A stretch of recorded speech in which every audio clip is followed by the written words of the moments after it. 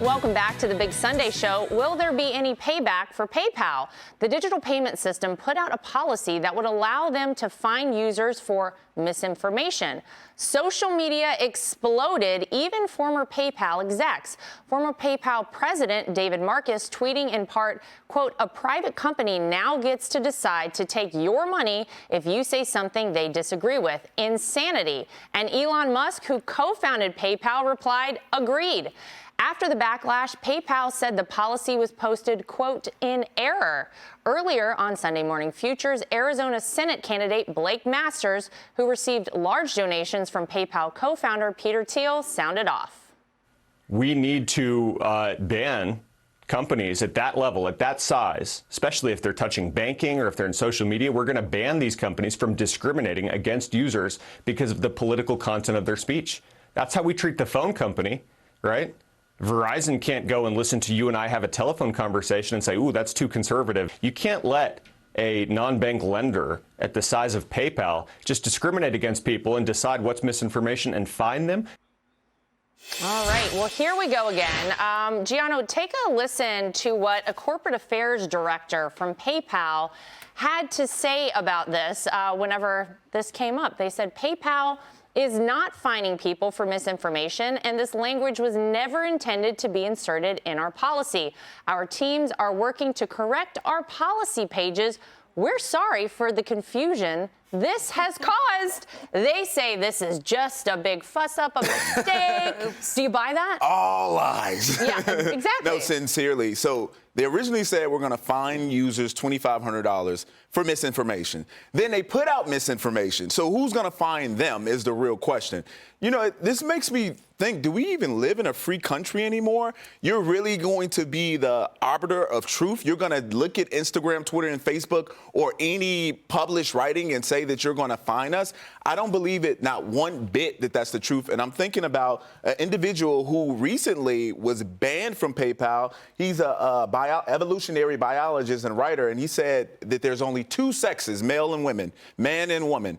And from that point, he was banned. They held his money for 180 days. And there's been other people who have been deplatformed, from PayPal. So this is a trend. We're seeing this in Twitter, Instagram, and Facebook, and now over to PayPal, which is a real nasty consideration for a lot of Americans who have money there and they don't know what they may do next. I mean, Jackie, when they tie up your money, it's a big concern for people. But to Giano's point, this isn't the first time we have seen big tech interfere, especially when it comes to money.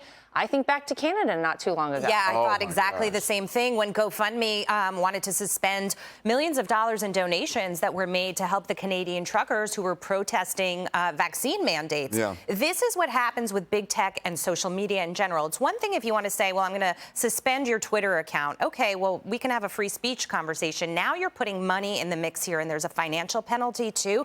It's outrageous. And all these companies say the same thing. Well, if you violate our policies, the policies aren't really clear. They're ambiguous. People don't exactly know what they mean, and they can twist them and bend them to fit their own narrative, whatever that is. The thing that I say about this all the time, the only way to hit back at these companies is for users to see this in a case like PayPal and say, I'm not using your platform. I don't believe that you made a mistake, and I'm not going to give you my business. Yeah, because it doesn't feel, Sean, like they made a mistake. It feels like they got caught, and they said, wait a minute, oh, this was an error. We didn't mean to do this.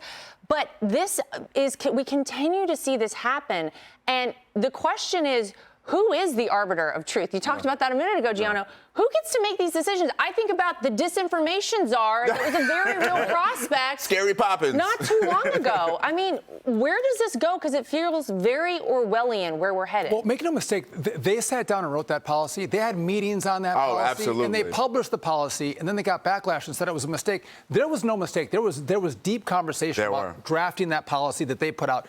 The backlash is what caused them to call it an error. But you mentioned GoFundMe, right? GoFundMe, they froze accounts, they suspended accounts, but they didn't seize other people's money at GoFundMe. This is the first time you're saying if you use misinformation. That's because in the U.S. the states got involved, government got involved, and that's the only reason why they released that money. But misinformation can cause you $2,500. You can be kicked off a platform, but it didn't cost you $2,500. This is a whole new realm that we're going into in regard to disinformation. They're trying to profit off of it. Whether it was there's two sexes or the Hunter Biden laptop, they'll call all of that disinformation, which we actually know is true. And so I'm a big fan of crypto. It's decentralized.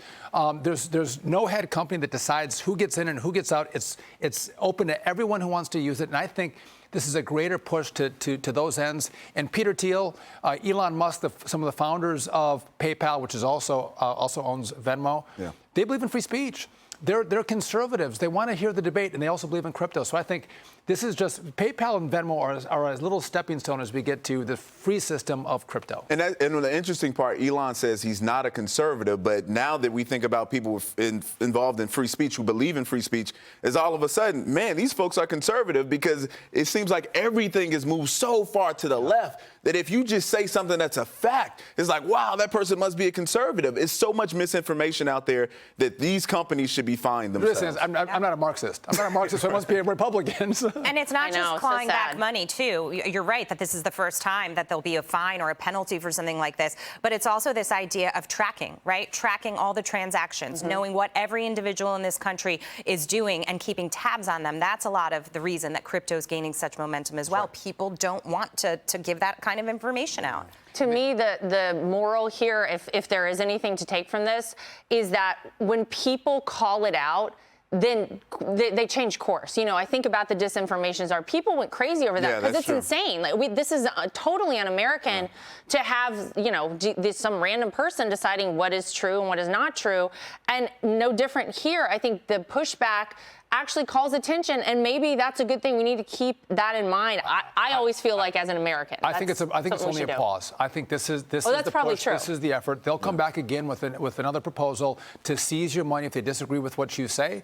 They got caught today, but there'll be new systems in place to try to confine what you can say publicly because they want to control your speech. Well, let's take that to us when we go vote for the midterms. Hi, everyone. I'm Brian Kilmeade. I want you to do me a favor. I want you to click to subscribe to the Fox News YouTube page. This is the only way that I know for sure that you're not going to miss any great commentary, any great news bites, any great interviews coming your way on Fox. You can get it all here on YouTube. So subscribe right now.